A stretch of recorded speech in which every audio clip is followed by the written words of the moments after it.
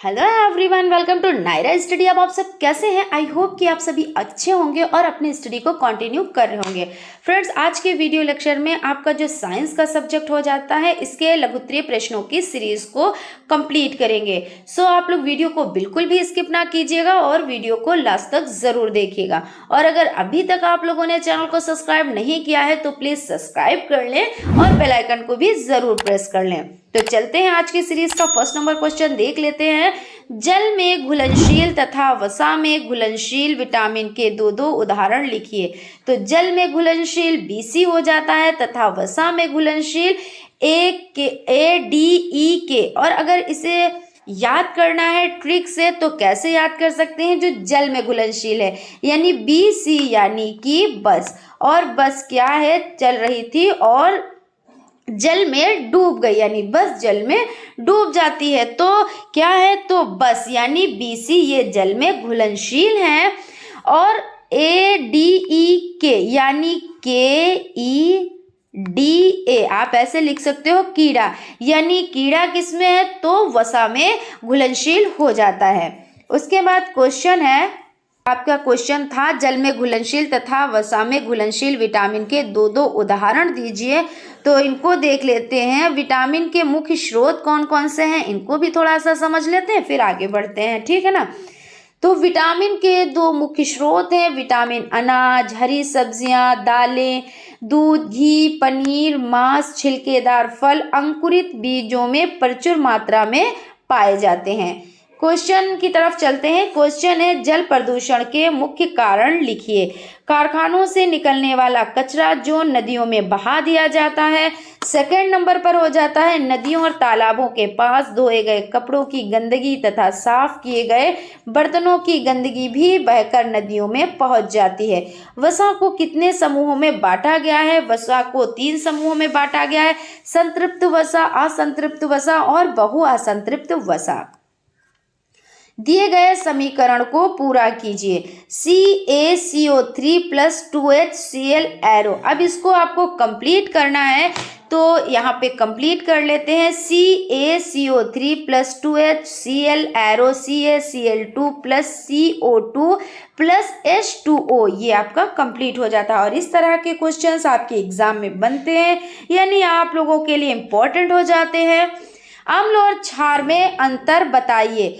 अम्ल, आर्हेनियस के आयनन सिद्धांत के अनुसार अम्ल वे पदार्थ हैं जो जलीय विलयन में हाइड्रोजन आयन H+ देते हैं तथा हाइड्रोजन आयन के अतिरिक्त और कोई धनायन नहीं देते हैं। क्षार, वे यौगिक जो जलीय विलयन में हाइड्रोक्सिल आयन देते हैं, हाइड्रोक्सिल आयन के अतिरिक्त और कोई ऋणायन नहीं देते हैं, क्षारक कहलाते हैं।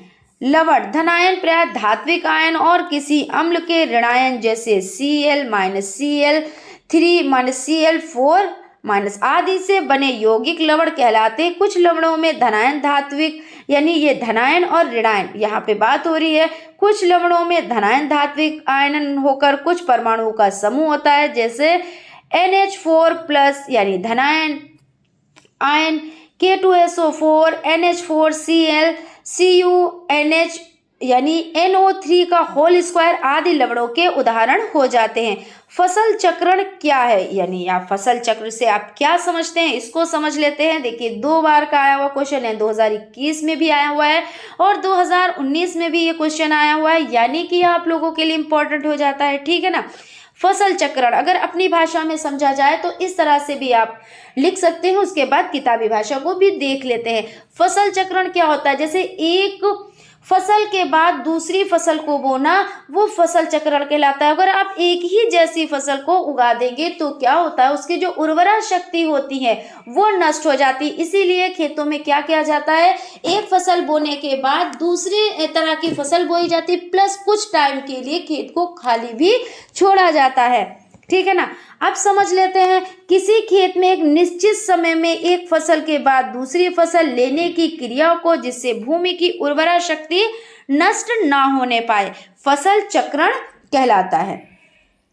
अर्थात भूमि के किसी निश्चित भाग पर नियत समय में फसलों का इस क्रम से बोया जाना कि भूमि की उर्वरा शक्ति भी कम ना होने पाए और उपज भी अच्छी मिले। इस प्रकार की अदला बदली फसल चक्रण है, यानी अदला बदली खेतों में करनी रहती है। अगर आप एक ही फसल को बार बार उगाएंगे तो क्या होता है, जो खेतों की उर्वरा शक्ति होती है वो नष्ट हो जाती है और फिर उसमें अच्छा उत्पादन नहीं हो पाता है, यानी उपज नहीं हो पाती है, उत्पादन नहीं उपज नहीं हो पाती है। ठीक है ना। उसके बाद है किन्हीं दो कीट पक्षी पौधों के नाम बताएं। तो नेफेंथिस और वीनस फ्लाई ट्रैप, यानी क्या कह रहे हैं कि किन्हीं दो कीट भक्षी, यहाँ पे होगा कीट पक्षी नहीं होता, कीट भक्षी, यानी कि जो पौधे होते हैं वो क्या करते हैं, वो कीटों को खाते हैं। तो जो नेफेंथिस पौधा होता है उसमें क्या होता है, कुछ इस तरह से जैसे आपका एक घड़े टाइप का एक बना होता है, ठीक है ना, उसमें एक कटोरा भी लगा होता है और जब ये पौधा होता है और ये क्या करता है, कीटों को खाता है, इसका ढक्कन खुला हुआ होता है और बहुत अच्छी खुशबू आ रही होती है। जब खुशबू यानी सुगंध आ रही होती है तो जो जैसे मेंढक हो जाते हैं, छोटे कीट छोटे हो जाते हैं, वो जब खुशबू को सूंघते हैं कि इतनी अच्छी सुगंध आ रही है तो हमें कुछ अच्छा खाने को मिलेगा, और वो जाकर इस ढक्कन के अंदर गिर जाते हैं, यानी इसमें गिर जाते हैं और ये इनका क्या करते हैं, भक्षण कर लेते हैं। ये कीट भक्षी पौधे होते हैं।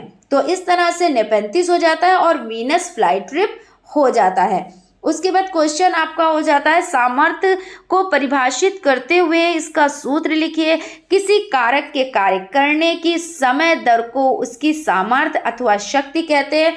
इसे P से प्रदर्शित करते हैं। यदि किसी कारक द्वारा T समय में W कार्य किया जाए तो कारक की सामर्थ्य P बराबर कार्य बटे समय बराबर W बटे T।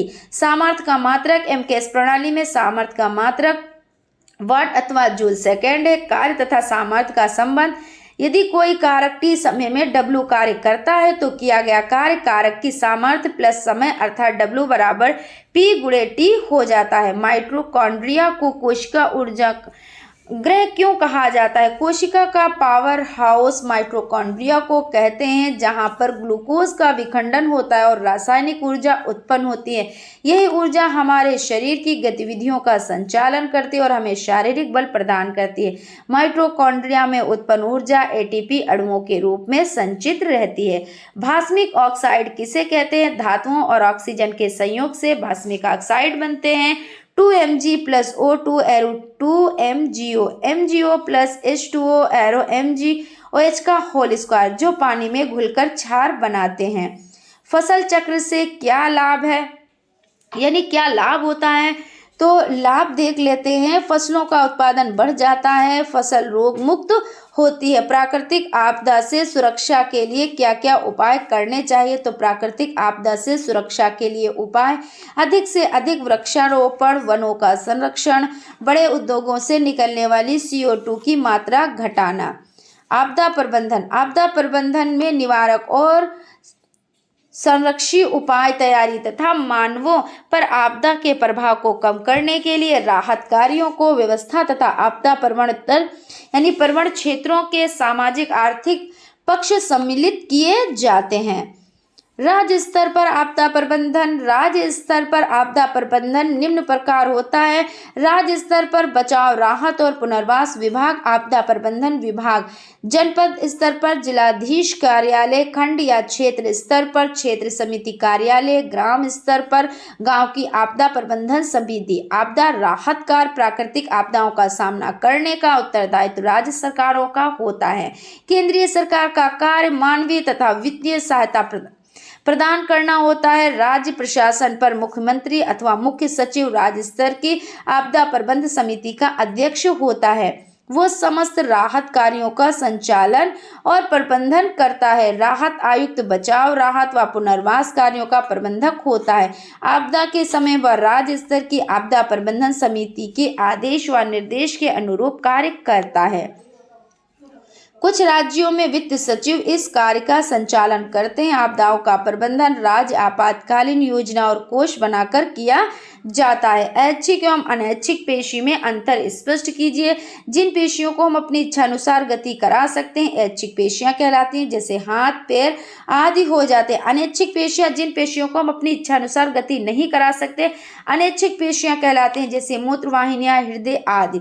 प्रकाश संश्लेषण और श्वसन में अंतर लिखिए। प्रकाश संश्लेषण में प्रकाशिक ऊर्जा रासायनिक ऊर्जा में बदलती है और कार्बोहाइड्रेट जैसे ग्लूकोज तथा स्टार्च के रूप में एकत्रित होती है।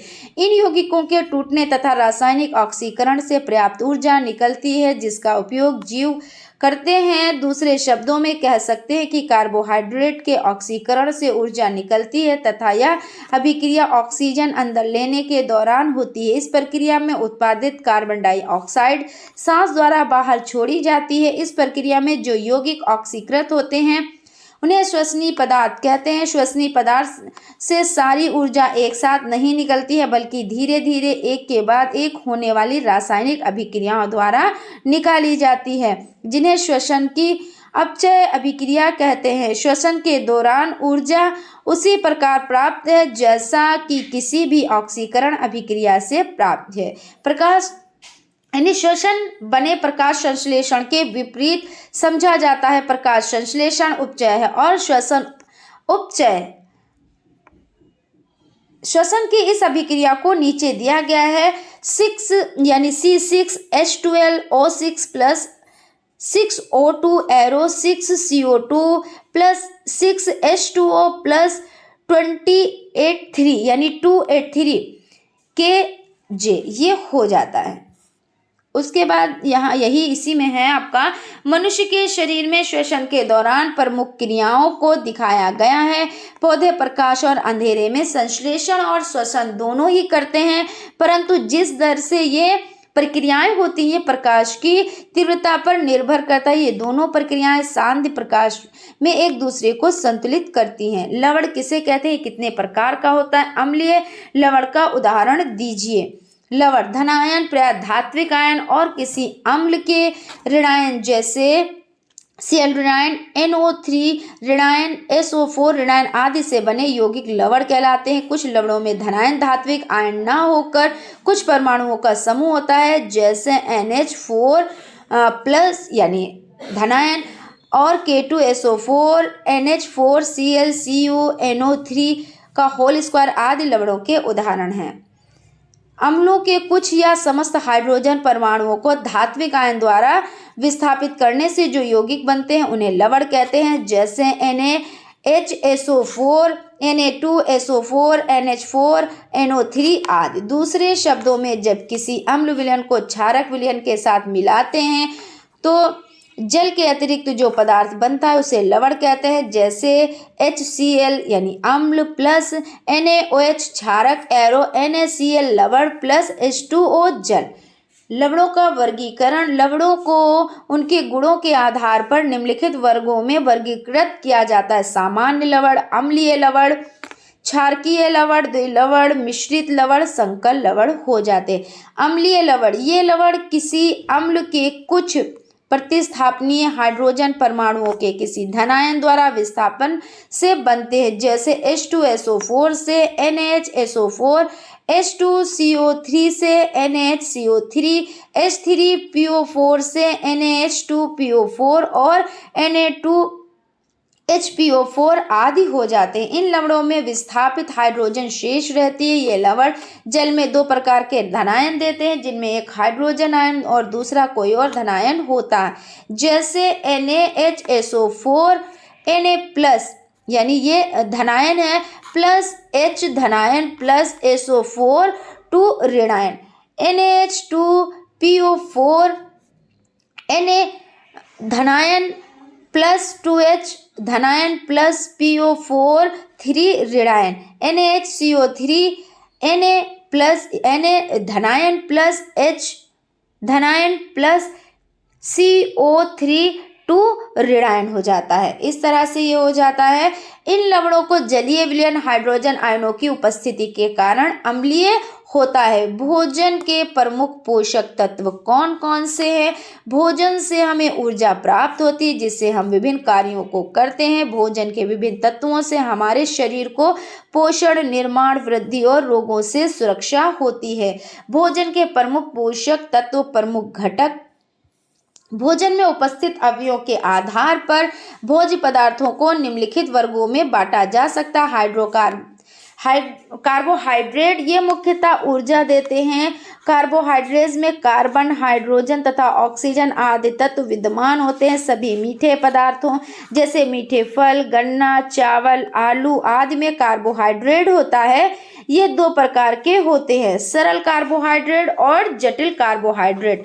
ग्लूकोज, फ्रक्टोज, जैक्टोज, सुक्रोज आदि ये सरल कार्बोहाइड्रेट्स हो जाते हैं। जटिल कार्बोहाइड्रेट मंड तथा सेल्यूलोज आदि हो जाते हैं। श्वसन में ली गई ऑक्सीजन से कार्बोहाइड्रेट हमारे शरीर के ऊतकों में ईंधनों के रूप में जलते हैं जिससे कार्बन डाइऑक्साइड, जल तथा ऊर्जा उत्पन्न होती है।